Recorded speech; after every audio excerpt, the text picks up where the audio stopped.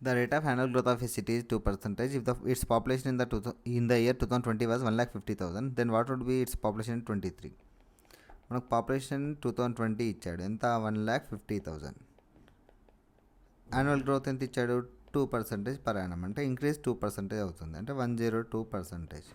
3 years తర్వాత కనుక్కోవాలి కాబట్టి 3 yearsతో మల్టిప్లికేషన్ చేసుకోవాలి. 1,50,000 and first year 102/100, again second year 102/100, and again 102/100. 251 जा 250 जा 251 जा 250 जा 251 जा 250 जा 0 0 0 3 zeros will be cancelled.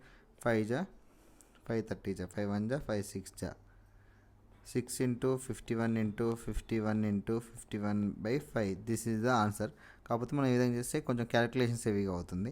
మనం 1%, 100% ఈజ్ ఈక్వల్ టు 1,50,000 కదా. అప్పుడు 1% అవుతుంది, ఇందులో 1,500 అవుతుంది. మనకు కావాల్సింది ఎవ్రీ ఇయర్ 2 పెరుగుతుంది కాబట్టి ఇది 2020 అనుకుందాం. 21లో 2% పెరిగింది. 2021లో 2%, 1% 1,500 అయినప్పుడు 2% 3,000 అవుతుంది. దీన్ని ప్రీవియస్ ఉన్నదానికి కలుపుదాం. 1,50,000. Answer will be 1,53,000. నెక్స్ట్ 2022లో 1,53,000లో 1% ఈజ్ ఈక్వల్ టు 1,530 అవుతుంది. అంటే 2% ఎంత అవుతుంది? 3,060 అవుతుంది. ఈ 3,060ని 1,53,000 కలుపుదాం. ఇది సెకండ్ ఇయర్ అవుతుంది. 22లో ఎంత అవుతుంది? 1,53,000, 3,060 యాడ్ చేసినాం అనుకోండి.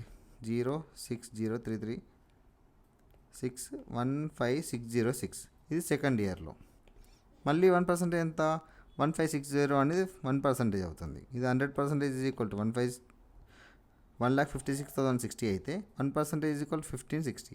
2% ఈజ్ ఈక్వల్ 3,120. ఈ 3,120 దీనికి యాడ్ చేస్తే 3,120 0819159159180.